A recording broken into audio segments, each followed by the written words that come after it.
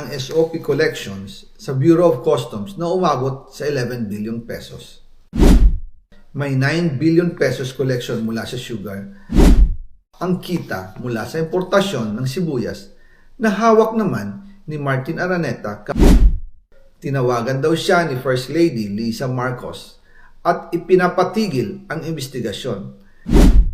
Na sa First Lady Lisa Marcos mismo ang may hawak sa mga rice importers. Dahil pala sa dami ng SOP at remittance na ipinapasa sa bawat transaksyon. Ang pinakamakapangyarihang pamilya pa mismo ang sangkot sa ganitong sistema. Ito na mga kaibigan, ang round 2 ng huling bahagi ng mga revelasyon ni Saldico.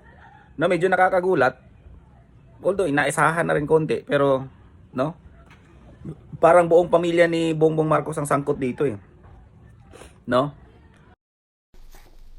Ngayon naman po, tungkol sa kampanya nitong 2025 elections, nagkwento sa akin si dating Speaker Martin Romualdez.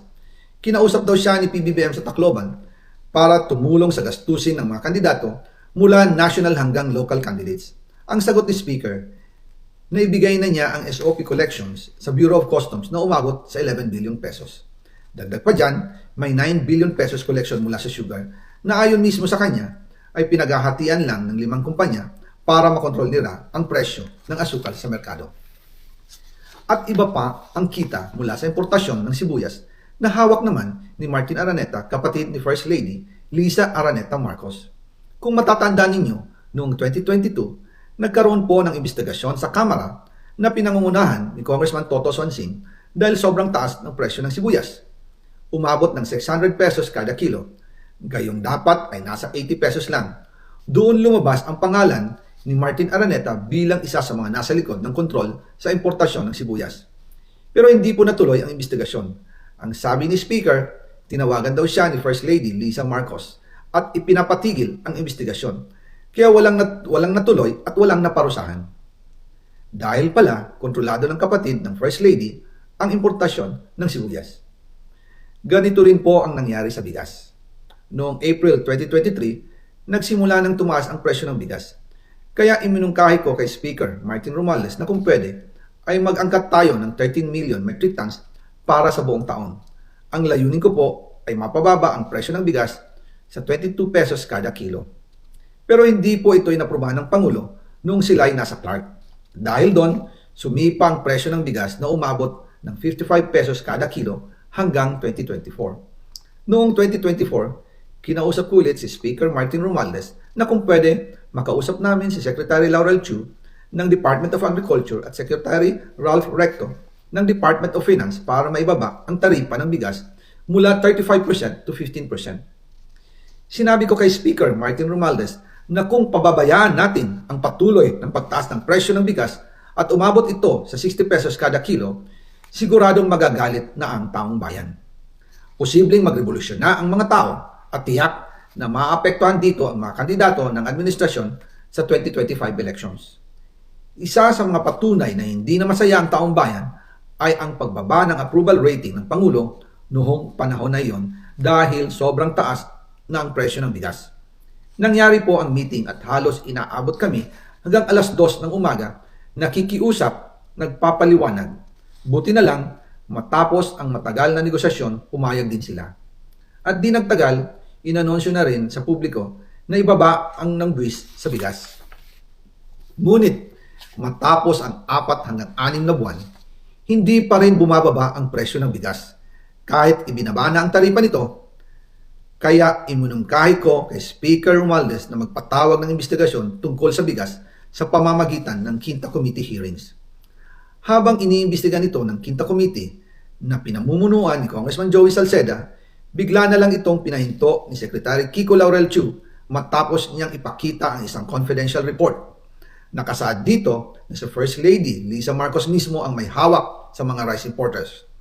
Ayon kay Secretary Laurel, maaapektuhan daw ang First Lady kung itutuloy ang investigasyon dahil kasama raw nila sa Vietnam visit ang ilang importer ng bigas at nag-dinner pa raw sila roon.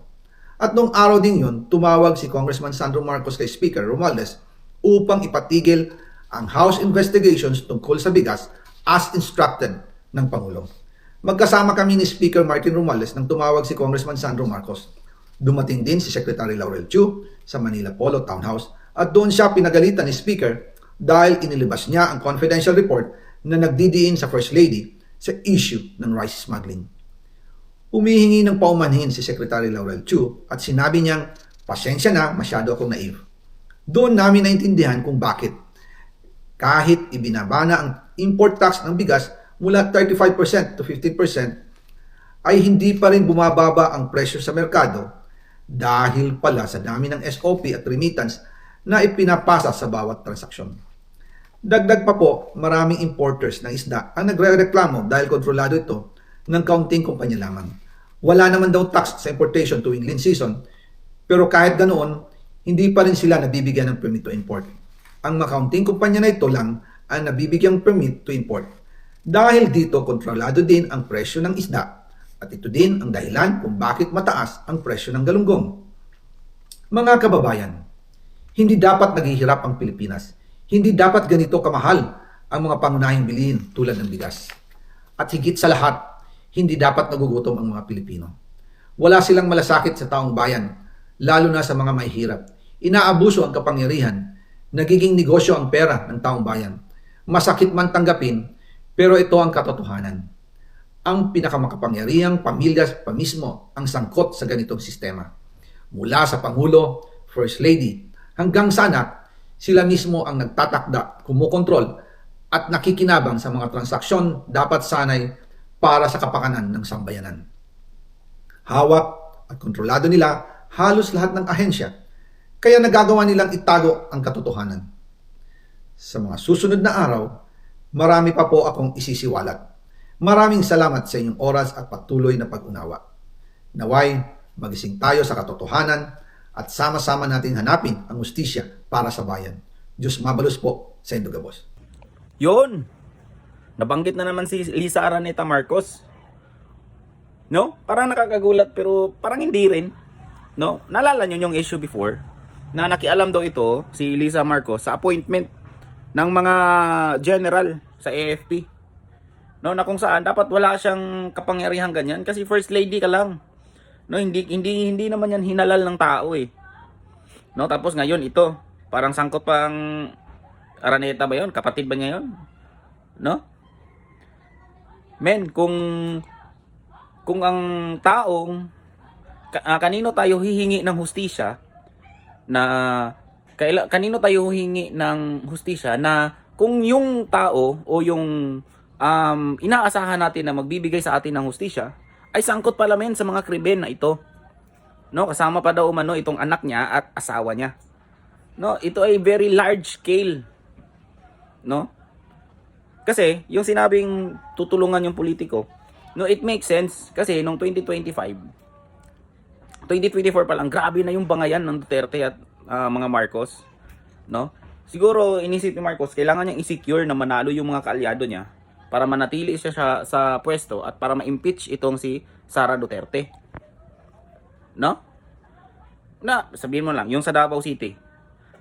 Ilang milyon o ilang daang milyon ang inilagak dito sa Davao City para sa AX, para sa AKAP, para sa Tupad. No? Wala namang crisis dito noon kasi nga gusto nilang sirain ng mga Duterte. Ngayon, no, nabanggit na ang pangalan ni Lisa Marcos. No? Nakakaalarma na ito. No, itong mga congressman na ito, if they are very patriotic, kung sila talaga ay para sa paglilingkod ng bayan, imbestigahan nila ito. No? Dahil kahit chismis 'yan, no, sabihin na natin chismis.